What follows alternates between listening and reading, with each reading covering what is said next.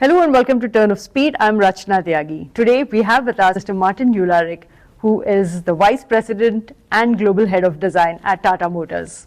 Welcome. Thank you.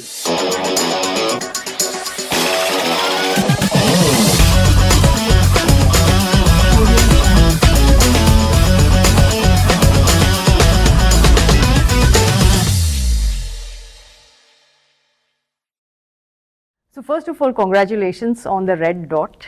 Oh, thank you. Really prestigious award. How does it feel? Oh, it's a great feeling because it's really international recognition for all the work that's gone into this vehicle and this product. Right. And for the people who worked on it, it's a great pat on the back and acknowledgement that we're making world-class products. Right. A lot of teams have been involved, especially the Pune team. Yes. As well as internationally. That's right. There's been a lot of toing and froing with the design. Yes. Tell us a little bit about the people, your teammates who've been working on the different aspects and which country had what slotted for them. Yeah, so like all of our programs, it's a global product. So we have the 3 studios, one in India, one in the UK, and one in Italy. Right. At the beginning, quite a few years ago, obviously we opened it up as an idea generation from all of the studios. Finally, we had an exterior and an interior. The exterior is a bit of a hybrid of UK, Italy. So exterior kind of, the original idea came from Europe. Interior was unanimously a proposal from the Pune design team. Then we made the concept in 2023, where we showed, this vision. But then we moved the program exclusively to India. Mm-hmm. And one of the reasons was I felt that this Sierra name it needs to have people who understand the DNA of what Sierra represents, what it represents for the Indian customers. And I felt that the Indian design team and the various members in it, whether it was exterior, interior, CMF, or UX, UI, all of them had, an insight into the customer that right. European designers wouldn't have. But I also expected them to step up and, work at absolutely the highest level. Sure. So the Red Dot Award, to be honest, is actually a recognition for their work, because ultimately the Red Dot Award was for the production car, which they delivered. And in many ways, it's a concept car on the road. You can't distinguish it from the original concept. That's true. So it's a lot of discipline and a lot of hard work. Wow. And how many years, went into getting it from, the point of ideation up until now? To be honest, the original idea of reviving the Sierra nameplate goes back to 2019. That culminated in the 2020 concept car, which gave us confidence that there is space for the Sierra name in the portfolio. Then in 2023 we created the concept, which is basically this version, and since then it's been essentially 2 years of relentless work by everybody, not just design. Engineering, our manufacturing, our suppliers, everybody, working, and a lot of discussions, debates, some hot, some, cold, and the result speaks for itself. So it's all well worth the effort. Right. Tata Motors is known for using really advanced materials. Can you throw some light on, what you all have used on the Sierra? Considering, we've just, had a glimpse the other day. So there's a fairly high percentile of steel and plastic that's recyclable. That's part of the overall, targets and goals that we have to make a sustainable company. From a responsible point of view, in many ways, it's not something the customer can touch and feel, but not just from a principle point of view, but from a business point of view, that there is like I said, a pretty high percentage. Right. And in terms of materials on the interior, we made a real push to make a lot of the material soft. So a lot of the interior, when you sit in it, is trimmed. We see that as not only a global trend, but we want to make the customers feel really at home and relaxed inside this vehicle. At the same time, it needs to be practical, it needs to be easy to clean, and it has to give a level of premiumization for the product. So all of those things come together. Right. I'm just curious, did Mr. Ratan Tata get to have a look at the design at any of its stages? Yeah, at one stage, quite early, where we already froze the exterior design, he visited the UK and he saw the design and basically was, pretty positive. Wow. But actually, pointed out the B pillar as, a critical, almost the signature to the vehicle. Wow. And, the comment was make sure it's the right proportion. Right. Any changes after that, or it remains No, the same? The B pillar was actually a point of discussion because there was some people who were saying that maybe it limits visibility. So Yeah. we validated that from an interior point of view. We built mock-ups, and there was a constant like push and pull. Sure. So it's finding the right balance where it is a graphical signature for the exterior, but not at the cost of any functionality in terms of visibility. As a designer, I always say form follows function. Right. So function has to be first and foremost. And there shouldn't be any compromise on that. Right. When you're designing something, bringing back an icon, or how, or maybe just reviving it. What, according to you, remains sacred, and things that you've had to keep and not change at all? For me, it was more what did the original Sierra stand for in a set of principles or its philosophy. It was an avatar. It became an avatar for many people in terms of a dream. Obviously, as a SUV, as the first SUV, SUVs are associated with a certain sense of adventure, and I can go anywhere.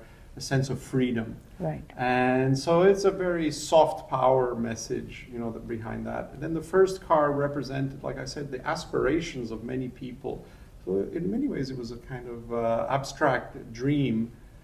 So the new car had to capture that Right. set of values. Of course, there is a certain design DNA. For me, the original car is quite, I call it modernist in the sense that it's very stable. It's, everything is horizontal and vertical lines, pretty timeless design, pretty classical. So the new car had to have a certain sense of classical elements, nothing superficial, nothing here today, gone tomorrow, no superficial lines. So taking away anything that's unnecessary, of course, having good proportions, but ultimately those are pretty universal and timeless values. And I never saw this vehicle as retro. It has a name and a pedigree, and it has to have the same set of values, but at the same time, it's a forward-looking modern car. Right. I don't have a relationship with the original car. I can appreciate the original car, but ultimately, I'm always looking forward, and I think the company is as well. Right. Did you get a chance to drive the original?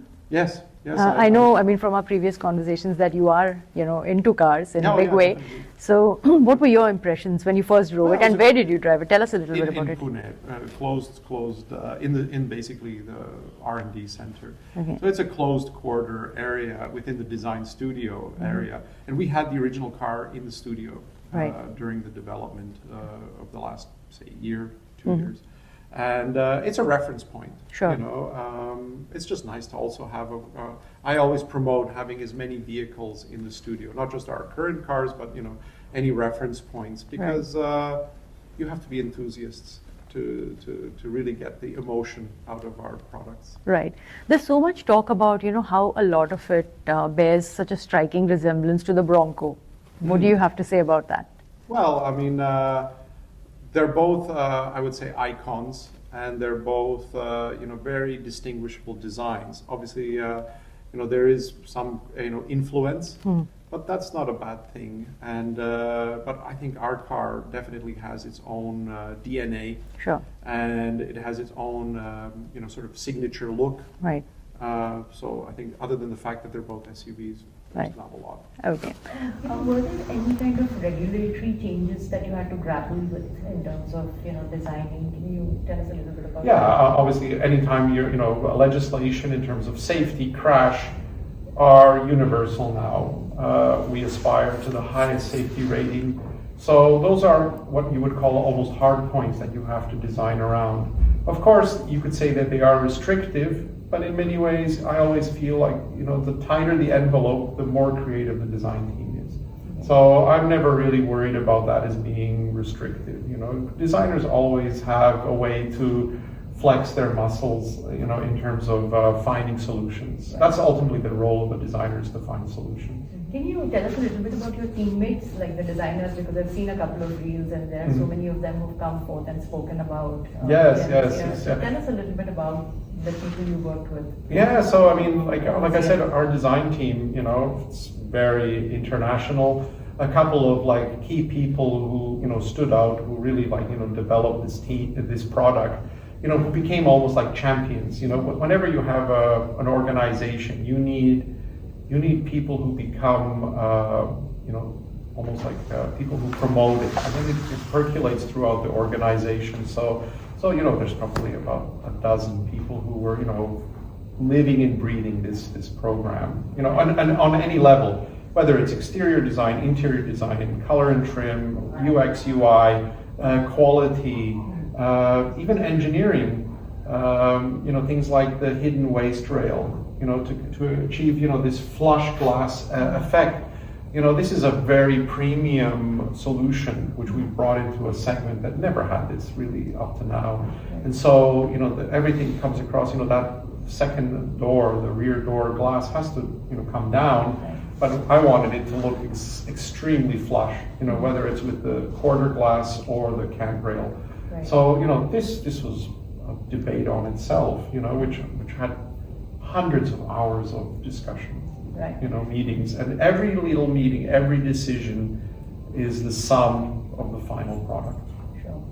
No, and you've always been very creative with, you know, when it comes to, you know, designing packages. You know, like last time you had the adventure pack and, you know, all of Yes. that. This time around, I was really, you know, I mean, I was really stunned by the names that you all have given to the colors of the cars. Oh yes, And yes. you know, that's really so creative. You know, tell us a little bit about how that came about, because Bengal Rouge and Munnar Mist, I mean, beautiful. And I believe Munnar Mist is a really special color. Yes. So if you can tell us a little bit about that. Yeah, so the naming of the colors, obviously that's the design team, you know, brainstorms also, you know, with marketing, and, you know, comes up with names that are memorable, Right. iconic, because they're not just green or yellow or white. You know, they have to have a signature. One of the things is all of our work has to have an emotional connection. Right. So the Sierra itself, all of our products, they have to have some sort of, you know, connect with the customer. So even the naming of the colors, you know, has to be memorable. Right. And then, you know, the mist color, it's very unique because it has a lot of flip. So it's ultimately, you could say, a khaki green, which is, I would say, a traditional adventure SUV Right. color. But then, you know, adding another like twist to it. So it has, you know, as it rotates, as the sun captures it, it has a flake in it, which does change, you know, the tone of it, you know, to slightly more neutral gray. Right. And because the car is very simple, it does have a nice highlight, low light, you know, body style, but it doesn't have a lot of lines on it. So as it turns, you know, this color adds another level, you know, of interest to it. I don't think photographs do it justice. Okay. All right. Well, great. On that note, thank you so much for talking to us. Thank you. Real pleasure. Yeah. Thank you.